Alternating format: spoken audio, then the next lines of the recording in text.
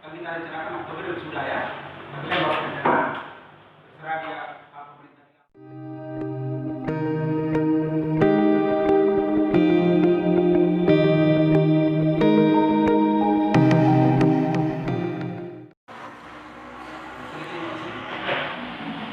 Baik, saudara yang bernama Imam Mal, dalam keadaan sehat? Ya. Bersedia untuk ini? Ya? Siap. Bersedia? Bersedia. Kuat. Kalau tidak kita aman dari bersedia. Saudara Imam Mal, kita cukup panjang kita punya pertemuan ya. Ya. Sering bertemu, sering diskusi, kita sering komunikasikan soal saudara. Makanya kalau besar dari 3 bulan yang lalu ya. Ya. Ya. Ya. Kenapa kau panjang sekarang? Kendala di jalan. Ya, kalau kendala di jalan nanti kita dijawab sama Pak Rekan. Pak Rekan harus panen sawit ini. Ya, ada Imam Mala ya. Atau bisa juga bikin pinjaman sama Pak Hari. Oh, Kalau sama saya boleh juga bikin pinjaman, tapi nggak ada sama-sama satu ruangan, kalau sama-sama kok menangis. karena yang perlu diklarifikasi ya. Dengan COVID ini memang bubur apa ini? Semakin dengan COVID ini dengan COVID ini agak berat. Tapi ya begitulah saya kira. Dengan juga saya berharap bisa selesai secepatnya mahasiswanya. Bahkan kalau di surat saya itu September mereka ya. September sudah bisa selesai ya. Ini kan masih Juli, Agustus, September boleh melakukan proposal supaya bisa kita ajukan pengajuan usul September itu ya. Kan kita rencanakan Oktober sudah ya. Tapi kan baru rencana. Terserah dia pemerintah bilang bisa kita sudah di akhir tahun ya. Sampai tahun depan pun ada salah kalau dilaksanakan sudah kan. Tapi dia punya pengajuan sudah masuk September ini. Itu harapan dia karena saya supaya bisa cepatnya selesai misalnya di bulan September ini dan bisa kita ajukan. Mari Pak Pamas Pasarita Tontes Baca pemecah. Baik, karena ini adalah ujian proposal dan saya kira saudara sudah cukup lama berkonsultasi dan komunikasi dengan saya. Saya persilakan kepada saudara dulu, saudara Imamnya, untuk memaparkan rencana penelitian saudara. Ya, tidak lebih dari 10 menit ya. Saya persilakan. Assalamualaikum warahmatullahi wabarakatuh. Waalaikumsalam warahmatullahi wabarakatuh. Terima kasih atas kesempatan yang diberikan kepada saya.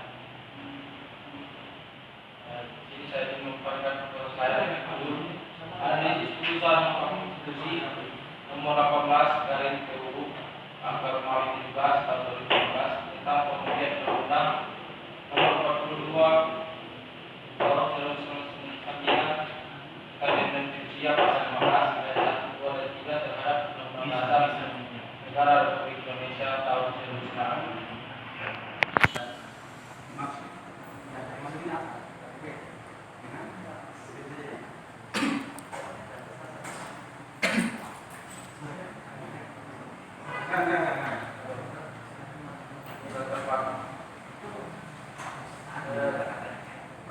Indonesia merupakan negara di mana setiap warga negara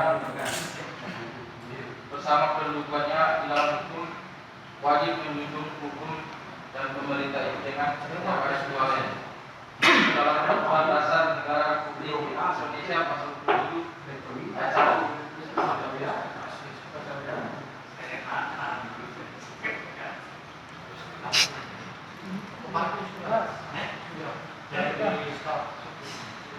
Adapun aturan mengenai hubungan antara manusia yang satu dengan manusia yang lain, maupun hubungan antara manusia yang korporat atau korporat dengan korporatif, atau manusia korporatif dengan penguasa dalam praktik sehari-hari, biasa seringkali menimbulkan hubungan hukum, yang mana dalam hubungan hukum tersebut antara yang satu dengan yang lainnya menimbulkan hak dan kewajiban yang harus dipenuhi oleh para pihak.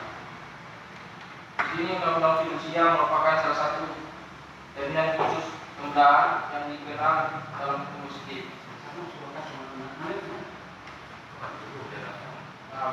Sedangkan yang dimaksud dengan jaminan fidusia adalah hak yang menjadi atas undang yang bergerak baik yang berwujud maupun yang tidak berwujud, dan benda yang tidak bergerak khususnya bangunan yang tidak dapat dibandingkan sebagaimana dimaksud dalam Undang-Undang Nomor 2 Tahun 1999 tentang jaminan fidusia. Tiga ini.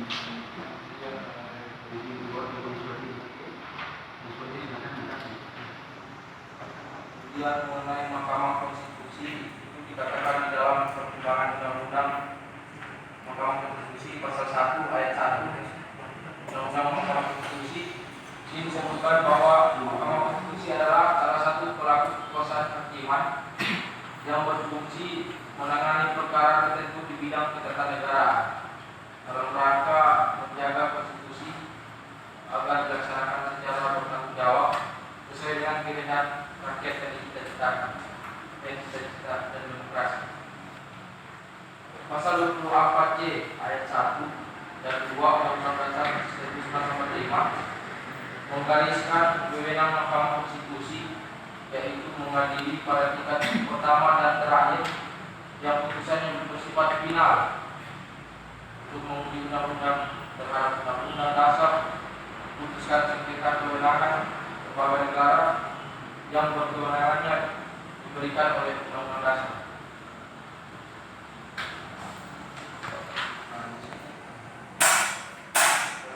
Pada tanggal 6 Januari 2020, Mahkamah Konstitusi Republik Indonesia telah mengeluarkan putusan nomor 18 dan PU Formal 17 tahun 2019 yang menentukan bahwa rasa kekuatan eksekutorial dan sama dengan putusan pengadilan yang berkekuatan hukum tetap pada pasal 15 ayat 2 Undang-Undang Nomor 22 tahun 1999 tentang jaminan fidusia.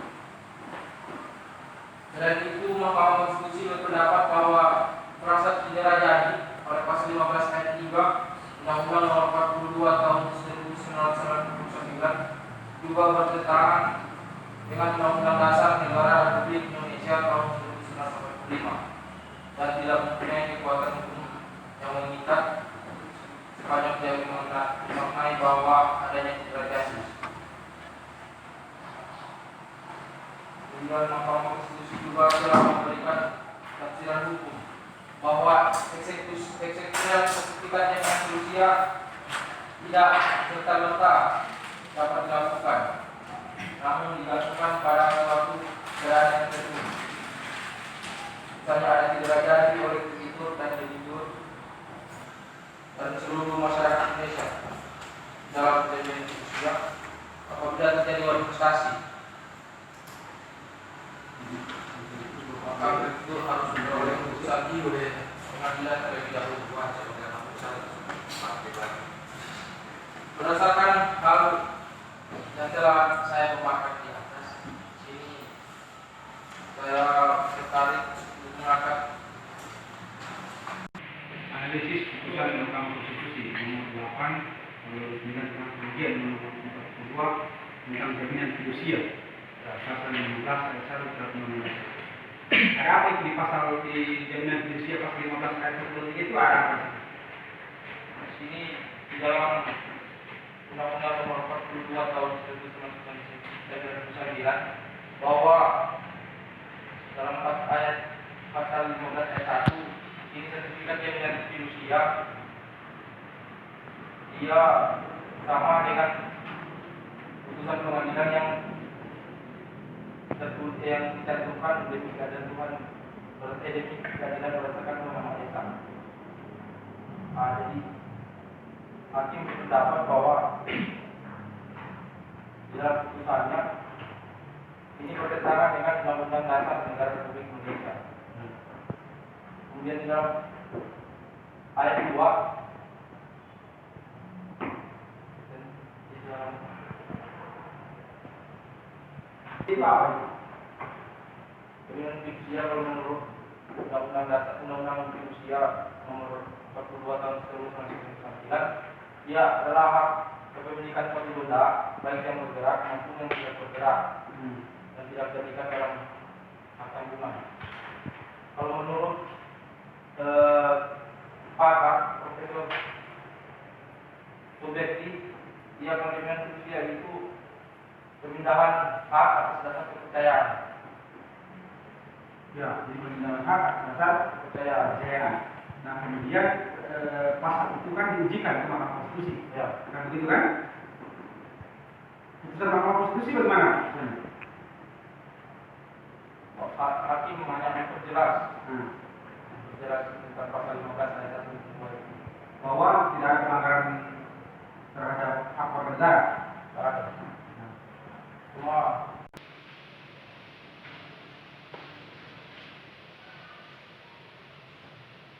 Eksekusi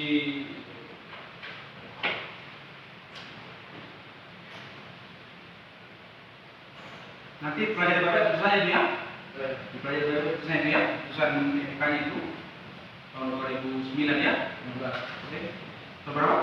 2019 ya, 2019 ya, malu ini karena so error. Tadi jam 8 sampai jam 11, jam 10 saya kasih materi di Dinas Pendidikan. Kalau jam 11 tadi di Dinas Kebudayaan. Ya, Pak Direktur dulu. Sekarang bicara tentang soal pasal 12 ayat 1, 2 dan 3. Maaf di dalam latar belakang ini memang harus dijelaskan tentang itu. Karena bisa ditanyakan oleh pimpinan sidang tadi, apa sebetulnya yang diputuskan itu? Apa di undang-undang itu apa bertentangan dengan undang-undang dasar? Hujan. Undang-undang tentang dirinya Indonesia apa? Undang-undang berapa? Tentang Mahkamah Konstitusi pasal dari pasal itu. Jadi untuk mengetahui sejauh mana perusahaan pembiayaan, jadi tarik kita selalu mengetahui penerapan eksekusi di waktu perjanjian fidusia. Oke. Kemudian di halaman 5 turunan taktisnya, manfaat penelitian itu manfaat secara teoritis dan manfaat secara praktis. Kalau saja dijati penggunaan teoritis itu di manfaat secara teoritis, ya. Kemudian halaman 6 sumber bahan hukum, jenis bahan hukum, jadi sumber bahan hukum. Sumber bahan hukum.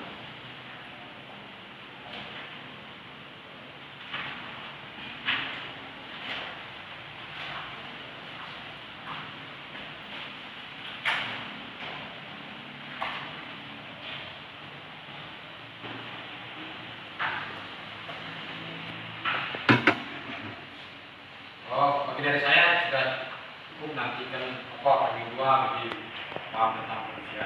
Saya cuma perintah tidak pakai di keputusan. Tapi jadi demikian ya. Baik, terima kasih Pak Dimudi. Jadi saudara peneliti, jadi nanti yang perlu saudara tegas di situ adalah pengertian tentang apa itu jaminan fidusia, ya, fidusia. Kemudian kenapa sampai kemudian Mahkamah Konstitusi misalnya membatalkan pasal itu, ya. Selanjutnya Pak Sulika Sun. Terima kasih Pak. Berjalan.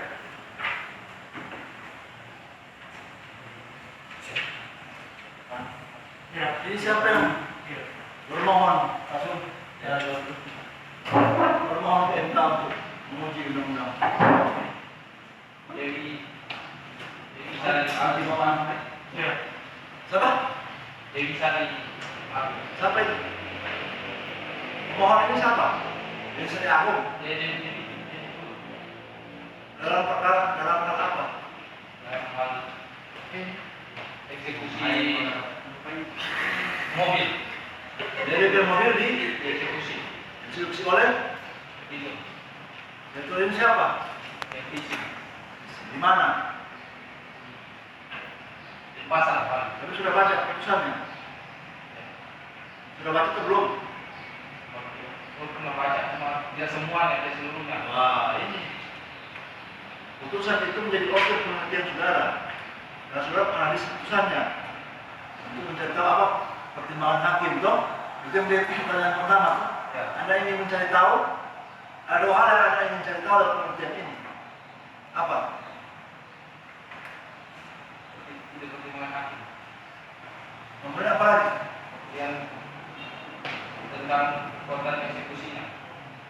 Jadi pertimbangan hakim, rasio desidendi. Tapi sebaiknya nanti Anda melakukan analisis terhadap pertimbangan hakim itu yang termuat dalam putusan.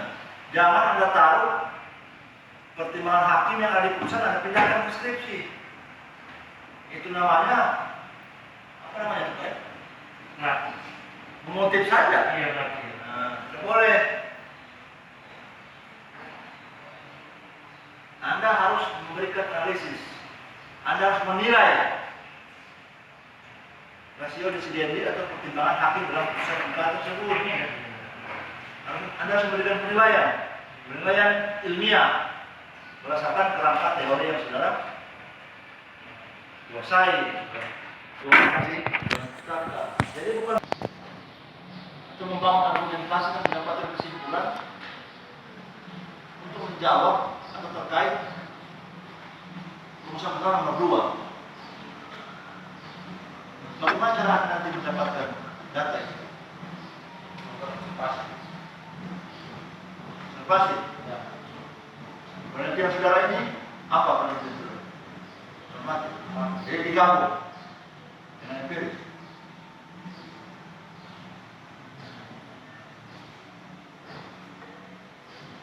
Atau bagaimana?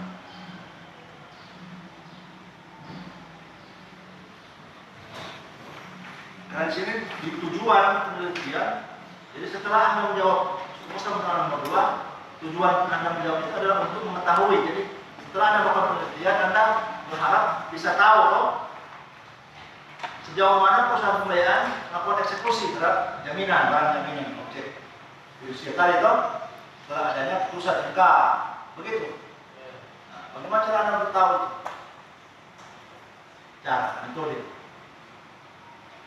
Turun cari data di mana? Di perusahaan leasing. Hah? Ya. Nah, berarti empiris. Kalau saya tidak masalah digabung dua.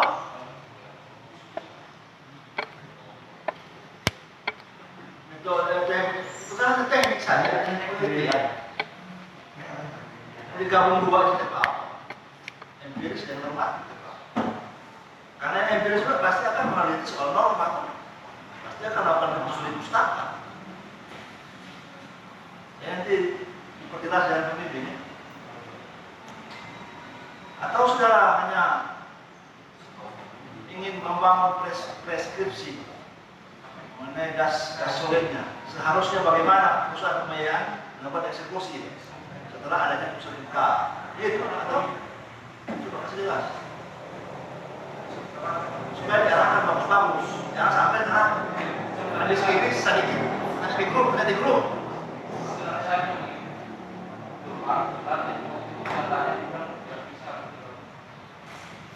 Oke, bisa. Nah, bisa dijawab, tapi tergantung mungkin karena kesulitan pasti. Tidak saya baca, itu isinya itu tidak terlalu mendalam. Apalagi kalau saudara mau gabung metode penelitian, saya tidak yakin tidak mampu. Tapi nggak mampu. Ya. Soalnya saya lihat di status PFB kemarin atau 2 hari lalu kami lelah dengan semua ini, tapi tidak mampu, nyerah. Atau bagaimana? Banyak judul tulisan terhadap barangkali apa operasi barangkali ada agama MK. Jangan sampai saudara akhirnya putus asa hanya terjebak ke copy paste ke orang. Karena sudah banyak sekali ratusan yang meneliti soal ini, banyak sekali. Banyak sekali. Malah sebenarnya kalau bapak saya, kalau saudara mengargumentasikan berseberangan dengan putusan MK. Artinya dilihat dari perspektif kreditur. Ini kan menguntungkan debitur kan? Cuma abang argumen yang menguntungkan kreditur supaya kan perspektif juga bisa menanya kreditur baca. Oh, menurut penelitian Ilham, bagi-bagi begini, iya kan? Seperti itu.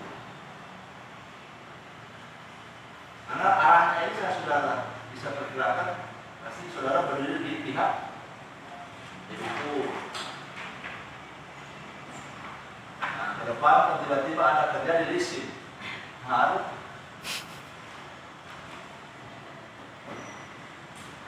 dapat yang debitur paket nanti, dia pembelinya bapak ini. Gimana? Dia pakai waktunya hasil penelitian untuk melakukan kontrol yang bapak. Jadi soal itu yang nomor 2 ya, sampai nomor 2 tidak kali di pertanyaan dari konsultasi ini. Karena komisi lain sudah banyak kali menguji soal usia ini. Banyak sekali membimbing dan menguji soal usia ini.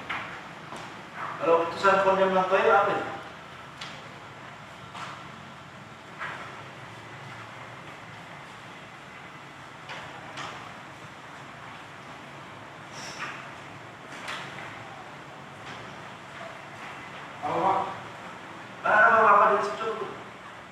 Karena berapa jenis putusan? Salah satunya putusan kondem Lantoy. Apa itu? Ya, terima kasih Pak. Ya, terima kasih Pak. Monggo Pak, silakan. Sebentar ya. Ini dari tulisan. Bukan di halaman 8. Halaman 8. Halaman 8 perspektif ya. Perspektif itu tidak dalam daftar pustaka. Oh, seperti ini.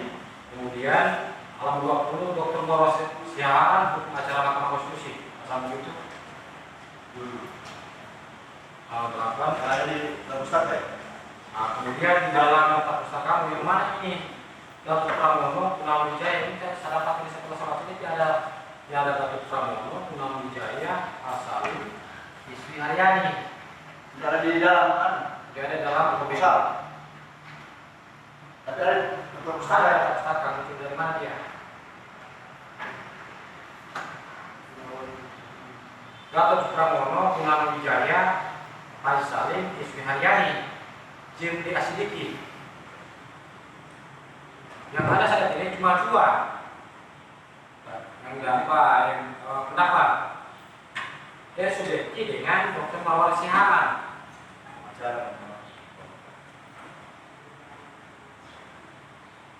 Tapi di dalam sini tidak ada Kutipannya yang Gatot Pramono ini. di pustaka ya? Lalu gimana dia ini?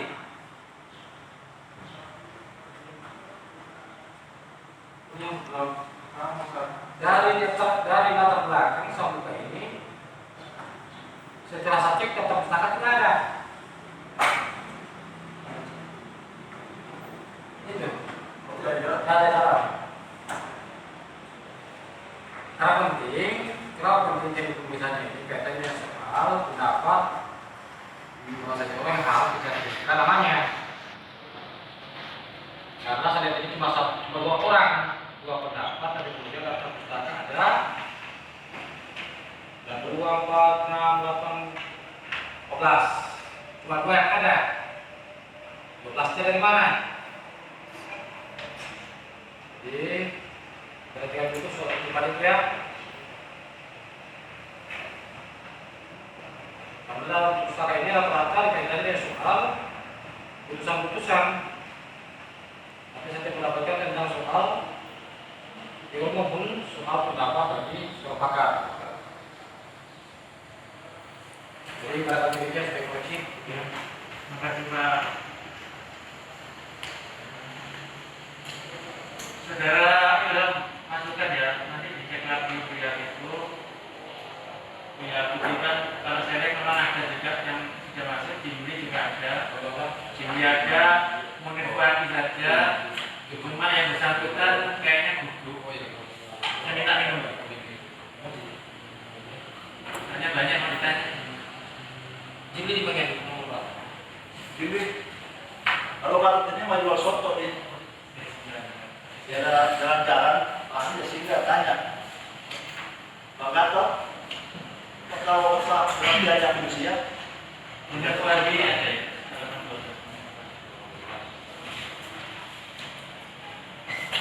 Ini Jimli 19. ya. Sudah, ya. Sudah minum. Minum dulu. Masa dulu minum. Dan pingsan nanti di sini. Mana siaran?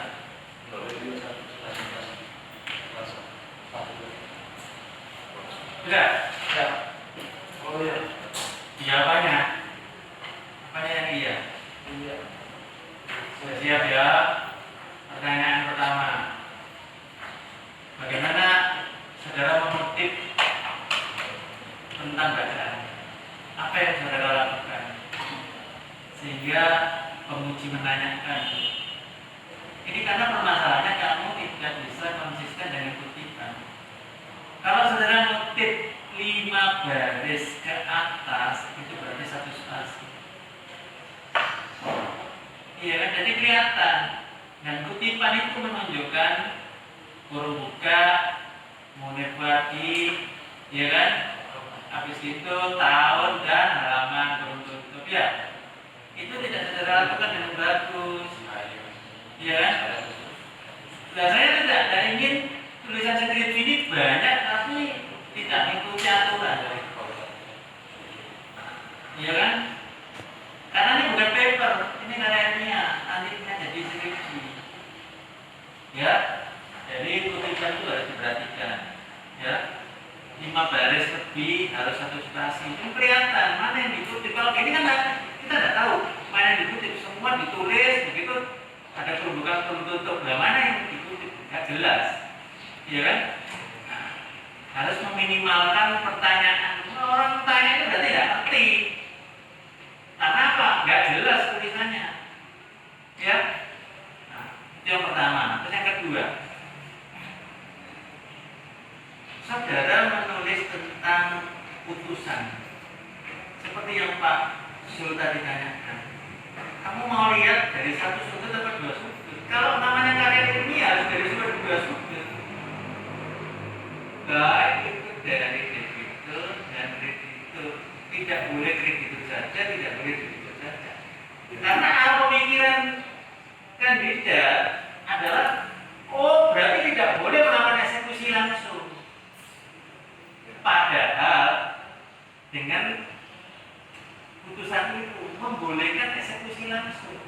Oleh karena itu kamu harus terpantik dulu itu putusan eksekusi. Cuma permasalahannya harus dilihat. Kalau barangnya ini barang bergerak, barangnya tidak ada pada debitur, bagaimana? Sampai pada eksekusi, orangnya mau diangkat. Sementara ini barang bergerak yang dijaminkan. Kalau debiturnya ngomong, Pak, sebelum Bapak kesini 2 hari lalu hilang, mau bikin laporan polisi itu gampang. Bawa ini STNK, Pak, mobil saya hilang. Padahal ini mobil yang dijaminkan gini-gini. BPKB mana loh? BPKB dijaminkan Pak karena fidusia. Apa percaya? Tetap kamu dibuatkan berkas laporan kehilangan. Padahal kamu sembunyikan di bangkai laut sana untuk ikan, transportasi ikan. Mau dieksekusi bagaimana? Nah, itulah saudara harus melihat posisinya. Tidak hanya saudara melihat posisi keuntungan dan kekurangan debitur, tapi keuntungan dan kekurangan kreditur dengan adanya keputusan konstitusi. Karena kalau kita perhatikan, kalau kita cermati lagi, keputusan konstitusi itu hanya melihat dari 1 sudut, tidak melihat secara komprehensif. Karena apa? Dia hanya mempertegas bahwa diperbolehkan melakukan eksekusi langsung, melakukan penyitaan eksekutorial. Nah kalau barangnya tidak ada, mau disita, iya kan? Tuh, makanya tadi Pak Sul tanya, bahwa saudara sudah membaca langsung, sudah membaca semua, baik lamar putusan dan sebagainya. Karena apa? Kita juga tidak ingin putusan itu saudara copy paste pindah ke skripsi. Skripsi saudara itu jadi 100 lembar, cuma pindahkan putusan. Ngambil yang penting-penting. Ini, oh menurut pendapat saya ini tidak tepat, karena begini-begini. Oh menurut pendapat saya tidak tepat begitu. Amal putusannya seperti ini. Bisa. Iya. Dan saya tidak ingin saudara melakukan upaya penelitian digabung. Pastikan saya akan melakukan empiris atau normatif. Kalau modelnya seperti itu normatif saja. Kalau empiris, berarti saudara akan melakukan upaya ke Adira, FUF, ya. Bahkan minta pendapat kepada hakim sebagai pengadil. Ya, ini gampang-gampang susah. Gampangnya banyak aja, susahnya kalau